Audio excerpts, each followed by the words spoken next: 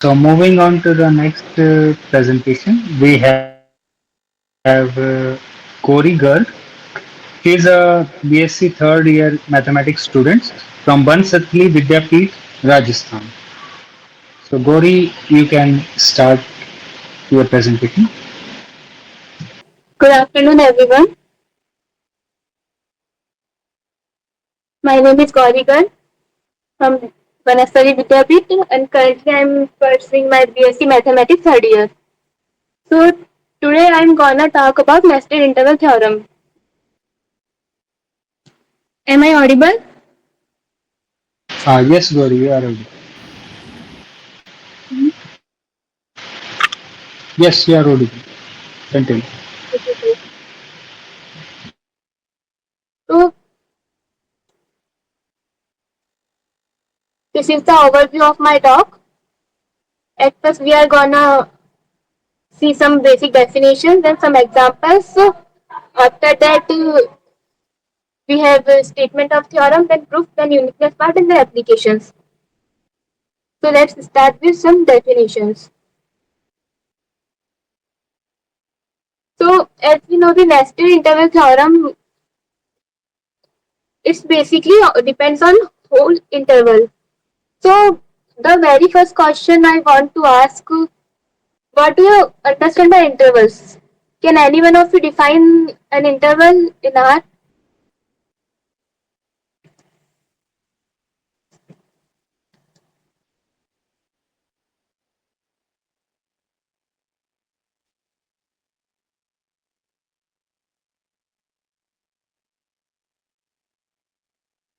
So in mathematics, basically an interval is a range of numbers between two endpoints, and it includes all real numbers between those two numbers. The endpoints of an interval may or may not be included in the interval depending on whether the interval is open or closed. So when the endpoints are included in the interval, then we say it is an open interval. For example, small bracket a and b, we denote uh, we denote open interval by small brackets, and in inequality form we denote x belongs to R such that a is less than x is less than b. On number line, we denote the endpoints by unfilled circles. Same for closed interval in which endpoints are included. We use square bracket to denote closed intervals. And in inequality form, we denote x belongs to R such that a is less than or equal to x and less than or equal to b. On number line, we, we denote endpoints by filled circle.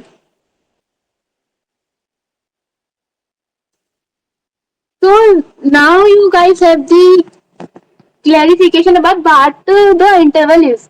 But can you further think about nested intervals?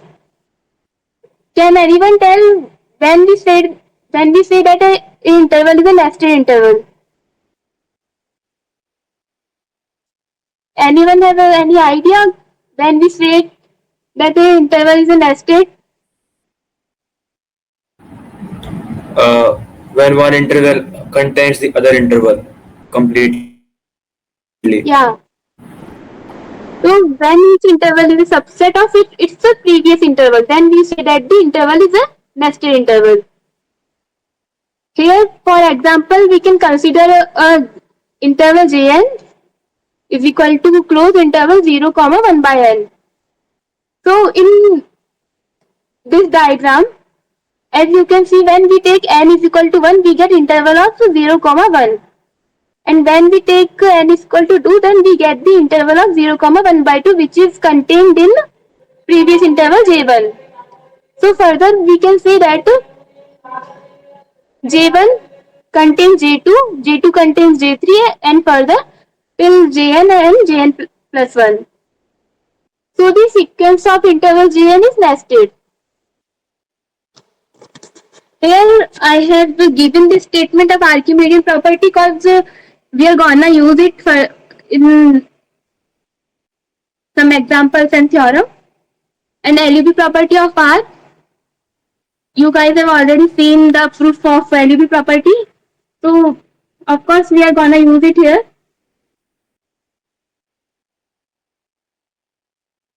So let's take some examples first. Let Jn be a nested interval for all n such that Jn contain J2 contain Jn minus 1 till Jn. So here's the example. Jn is equal to closed interval x minus 1 upon n comma x plus 1 upon n. So I am assuming that you all know the convergence of sequence. So if n tends to infinity, we take n tends to infinity, then 1 by n tends to 0. Then the single point we are gonna get it is x. So we can say that there exists a C in R such that C belongs to intersection of Jn. It belongs to intersection of Jn because Jn belongs to natural number. So in any Jn we can find a C, which will be in between the two endpoints. So by Archimedean property also we can prove that C is equal to x. Here are some more examples here. So can any one of you tell about the second example what we are gonna get when we increase n?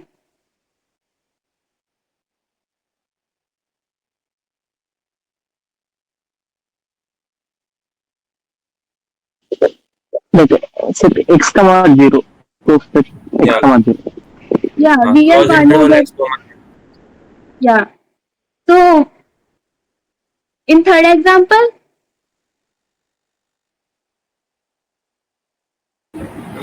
Yeah, 0 comma Gauri, x in close the interval. second example, where is x? then here x minus 1 upon n comma 1 by n. Where is x? X. Oh, x is in R. It's a real number, right? Yeah, it's a real number. I have mentioned it in first example. Yeah. Sorry So about if you that. take x is equal to 100, will that be an interval? Yes, sir. 100 minus 1 by n to 1 by n. That will be an interval. Sorry, sir. If you take x is equal to 100, then Yes, the sir. second one, x minus 1 by n comma 1 by n, is Yes, it, sir. will it be an interval or not? Yes, sir. It will be definitely an interval. Okay, take n is equal to 1. Yes, sir. So 100 minus 1, what will you get? 99. So 99 and comma 1, will that be an interval?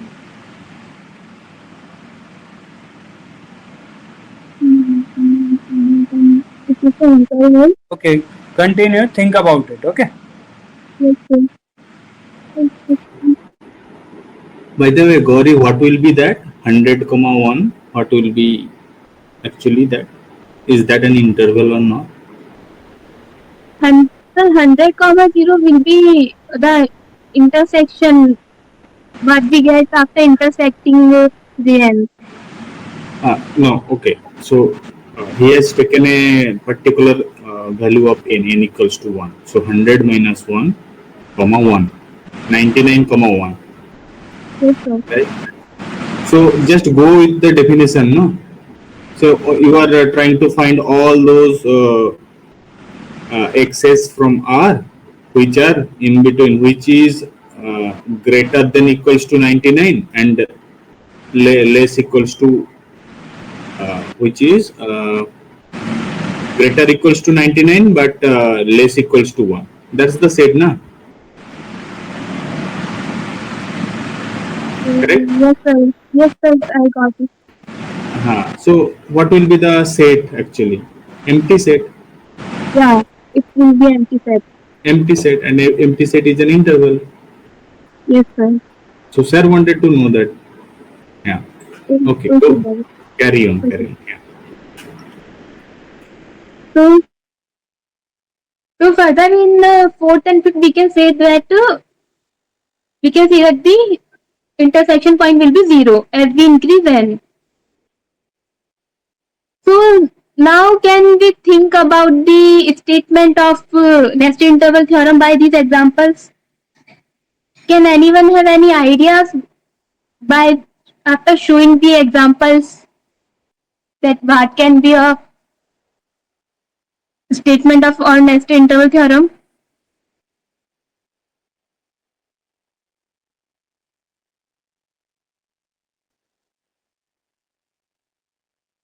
So okay, Uh, yeah, yes, Jatin.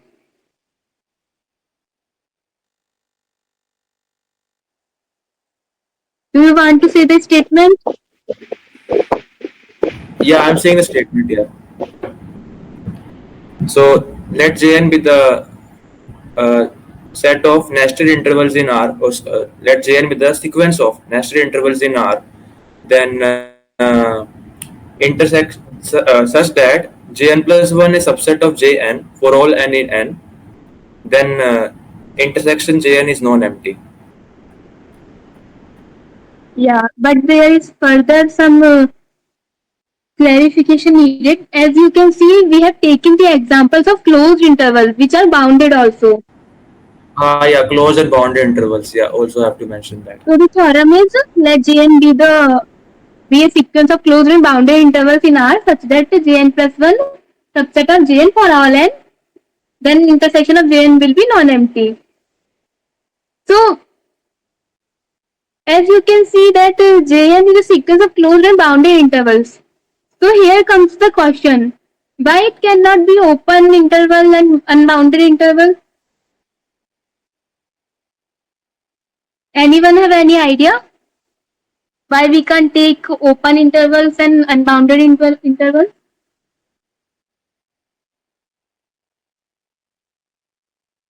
So let's see this by some examples. So first example we take n comma infinity. Here Jn is not bounded here. That means it is unbounded set. But we are assuming that it is true, that the theorem is true for this set, this interval. So that means we can find a C in intersection of Jn. So let's see. There exists a C in R such that C belongs to intersection of Jn for all n. So we can say that n is less than or is equal to C. That means C is an upper bound for n. But n is natural number. So by Archimedean property, this is a contradiction. That means intersection of Jn is empty. That means the theorem cannot be whole for unbounded intervals. Now let's take another example for open interval 0, 1 by n. Again, we are assuming that theorem holds for this particular example, then there exists a C in R such that C belongs to intersection of Jn. That means C is less than 1 by n. We can interchange C and n. Again, we are finding a upper bound for n, which is again a contradiction by Archimedean property. So basically, the theorem is for closed and bounded intervals. We cannot assume the theorem for unbounded and open intervals. So now let's see the proof. No, let's first see. Yeah, first see the nested intervals, how they look like on number line. So Jn, we have Jn, when we put n is equal to 1, we get J1. And here we have marked the endpoints. J2 will be contained in J1 and so on. Jn will be contained in J2. Sorry, Jn will be contained in Jn minus 1 and Jn plus 1 is contained in Jn. That means Jn is a nested sequence of closely bounded intervals. Also, we can see that A1 is less than or is equal to A2, which is less than or is equal to An, which is less than equal to an plus 1, which is less than equal to bn plus 1, and so on, less than equal to b1. Now, if in general we assume that m is greater than or equal to n, that means if m is greater than or equal to n, that means Jm is subset of Jn. So we can conclude that An is less than or equal to Am, which is less than or equal to Bn, and less than or equal to Bn.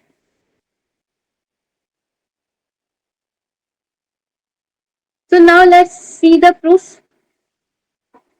We have to show that intersection of Jn is non-empty for all n.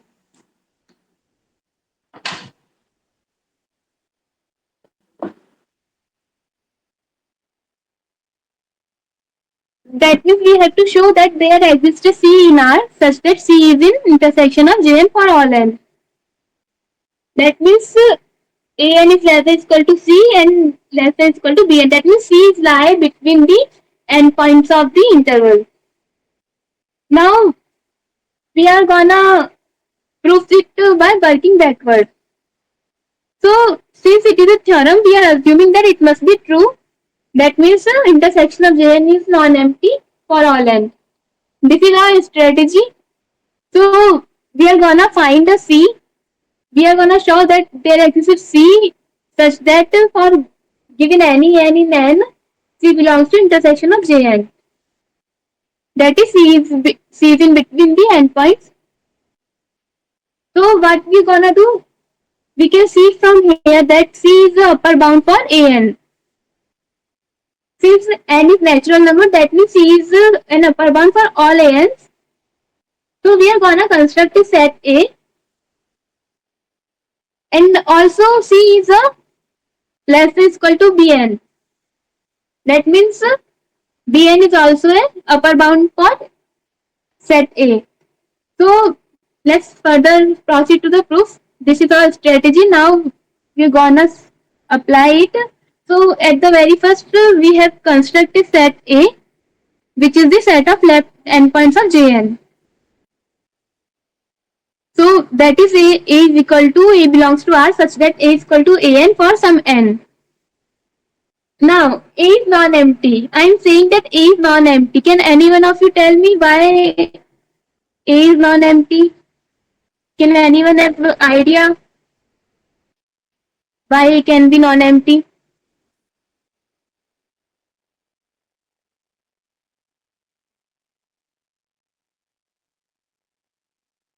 See, we have constructed set of left endpoints of Jn, and n is natural number. So that means at least A1 is there because it is closed interval. So at least A1 is in A. That's why A is non-empty. Now we want to show that A is bounded above.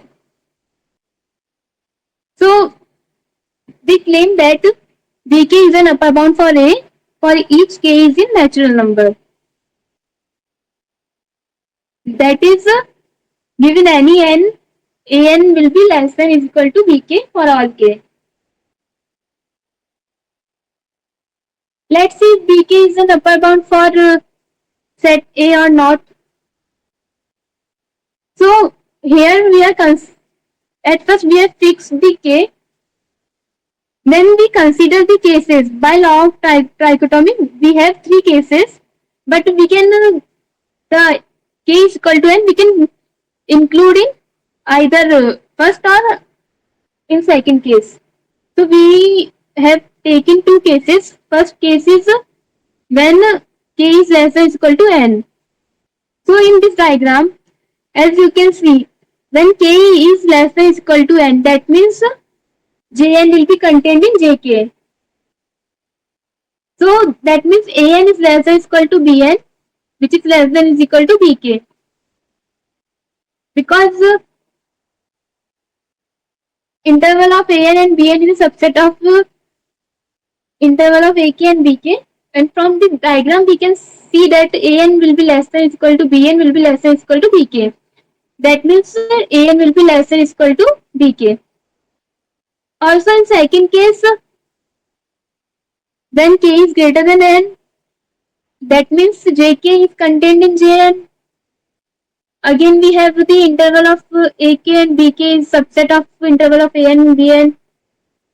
That means An will be less than equal to Ak will be less than equal to Bk. That means An will be less than equal to Bk.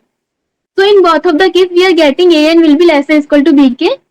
So that means, and An is the element of set A. So Bk will be upper bound for A.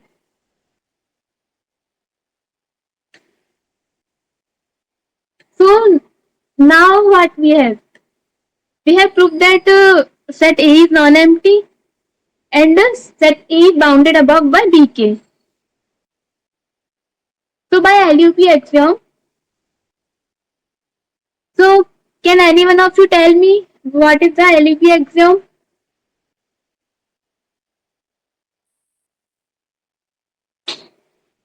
Or what gonna happen next step?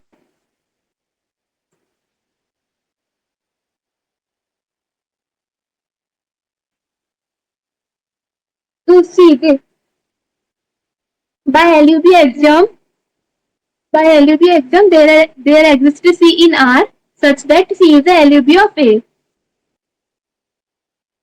That means C is the least upper bound for set A. That is given any An in set A, An will be less than or equal to C. But Bn is an upper bound for set A also. Why Bn? Because here we know the A is bounded above by Bk and K is from natural number. So we can denote it by N. So Bn is an upper bound for set A for all N in natural numbers. So, but C is the least upper bound and Bn is the upper bound for A. That means C will be less than is equal to Bn. So from the first equation, which is this one, and from this one we can say that An is less than is equal to C is less than is equal to Bn, which implies that C is in Jn, given n for any n. So C will also be in the intersection of Jn. That means the intersection of Jn is non-empty. So here we have proved that intersection of Jn is non-empty. So now the next question comes into our minds is that can the intersection have a unique point? So here is a standard version of nested interval theorem in which we are gonna prove the uniqueness part. Before further going through the proof, let's get familiar with the term length of interval. So can anyone define the length of interval? Any one of you can define what is a length of interval?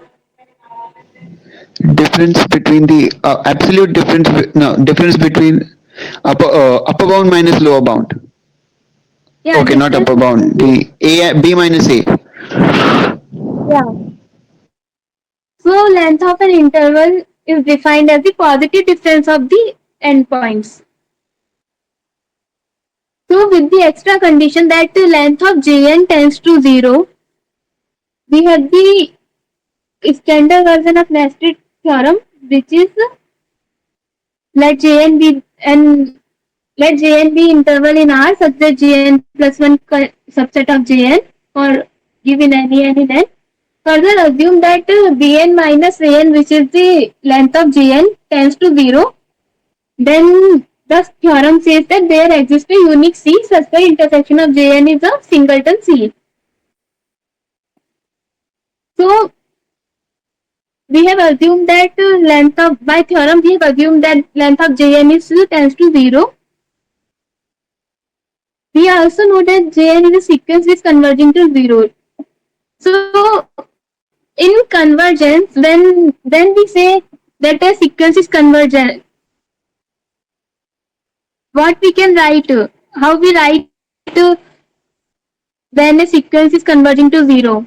Can any one of you have any idea how we can write? that Jn is a sequence which converges into 0.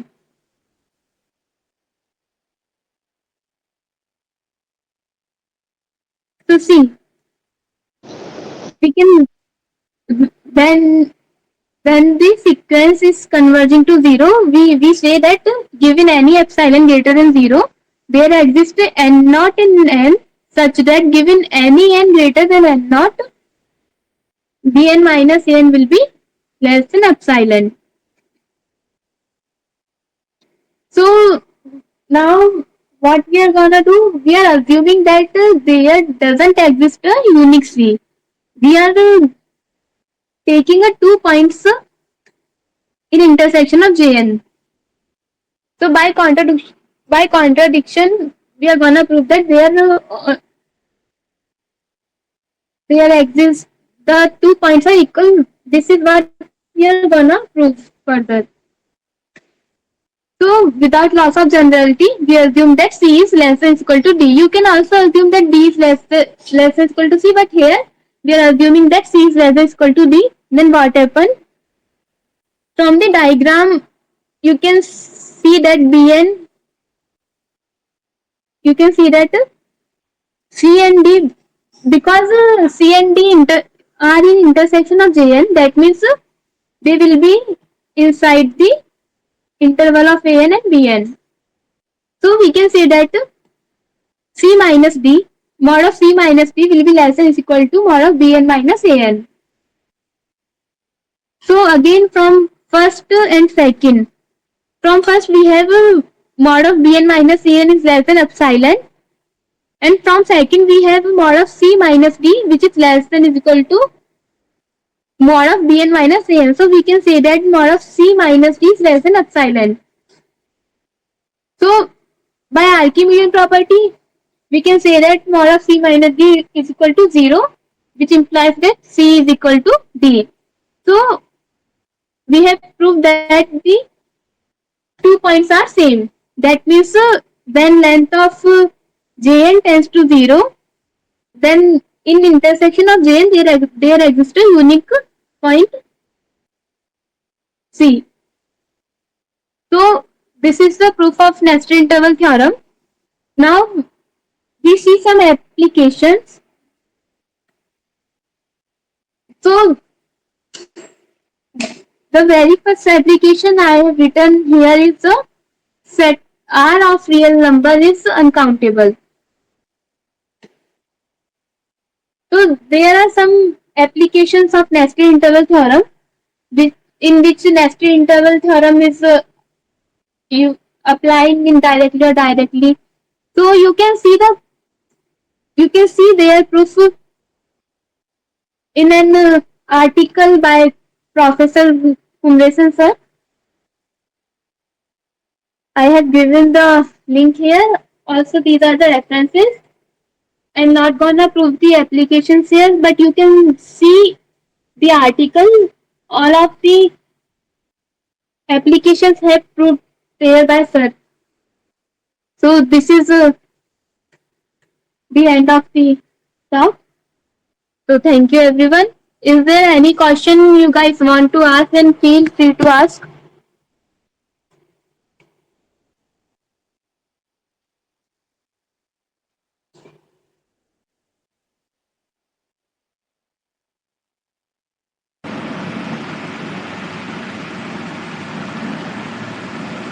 Does anyone have any question?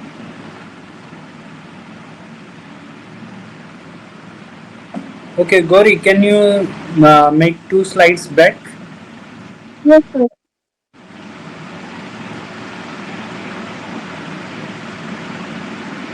The last part. Yeah, stop it. Yeah. I want to ask from first and second, you said that we have mod of C minus D is less than epsilon, right? Yes, sir. And this is true for every epsilon. Yes, sir. So why do you need Archimedean property?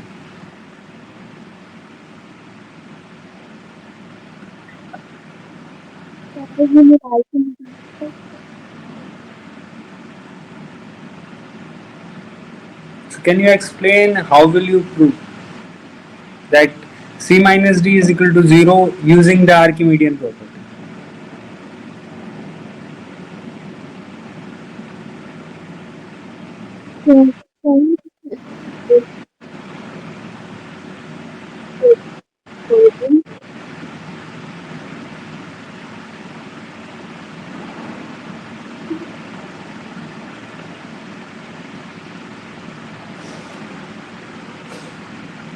Okay, I want to clarify that you can use the Archimedean property, but you have proved in a way where you doesn't require it.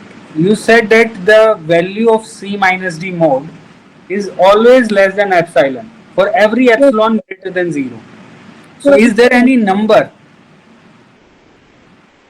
which is greater than 0 and less than all the epsilon? Is there any number exists there?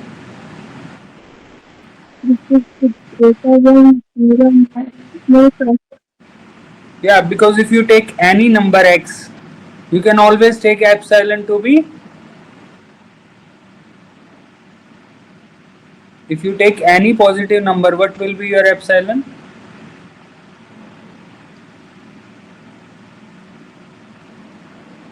That will be x by 2. Okay. And can you move on the next slide? You can think about it. Okay. Yes, sir. Yes, sir. Sure. Yeah, the first application, the set of real numbers is uncountable. Yes,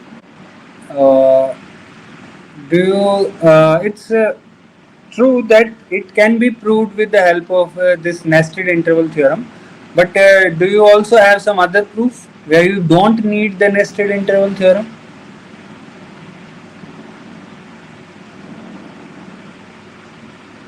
yes, sir. And what is that proof? I guess we can also prove it by everything. Right. The splits and standard method. Right. It's the standard method, the diagonalization method, right? Yes, sir. So Yes, sir. I just wanted to highlight that the real numbers are uncountable can be proved using the nested interval theorem, and it is given by the combination cell. But you have to keep in mind you don't completely need that thing. It Yes, can be sir. proved in other way also. So it's not you cannot say it's necessary. Okay. Yes, sir. Okay. It's And not even necessary. yeah. But Yes, like sir. in intermediate value theorem, you really need this nested interval theorem. Yes, sir. Yes, sir.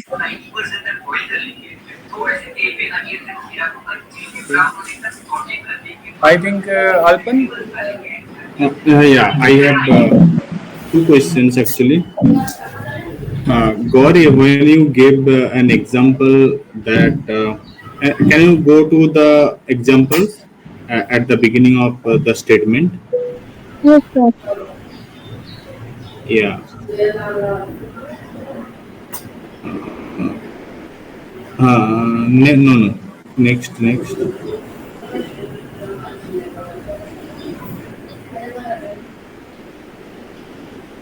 next. At the after the statement where you check that okay, not bounded, not closed there. Yes, sir. In the second example, you see that okay, you wanted to show that okay, this closeness is really required. If you drop closeness, then the result will not be true. That's what you Yes, wanted to sir. say, no? Yes, sir. Yeah. So you want like not closed. Says some set is not closed. That doesn't mean that will be open. No? Yes, sir. It may be half closed, half open. That can Yes, happen. sir. No? Yes, But sir. not closed means that okay, one of the limit points of that set is not in the set. Yes, sir. So using that thing, that one limit point is not in the set, using that thing you could have written your example, constructed your example.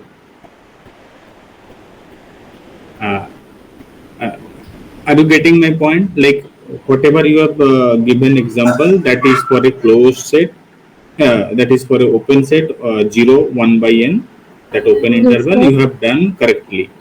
Now I am asking that, okay, not closed doesn't imply it is open. There are many things in between. But the main fact here, you have used that 1 by n is a limit point of the set, but it is not in the set. See, you have used that property. No? Yes, sir. So for any limit point, say L of a set A, if L does not belongs to that set A, then you can construct such sets so that this theorem doesn't hold. Are you getting my point? Yes, sir. Yeah, think about it. Okay, sir. Yeah.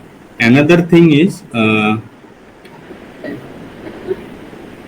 okay, so what can you say about the cardinality of the intersection?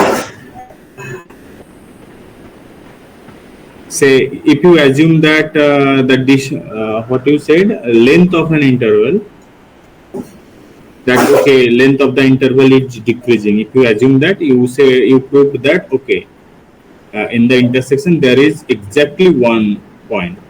You proved, no? Yes, sir. Okay, what can you say if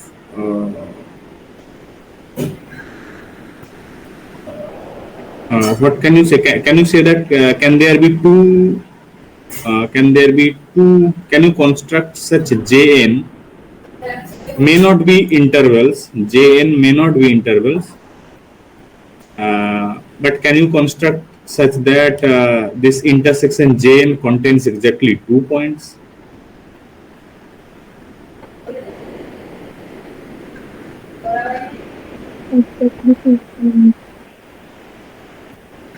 And I am emphasizing over the fact that Jn need not be closed interval, maybe union of closed intervals.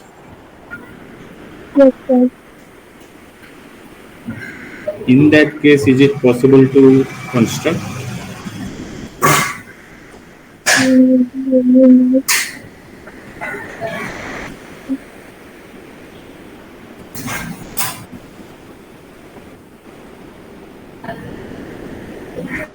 Just think about it. Yes, Gauri. I guess if it will be union of closed intervals, Mm-hmm.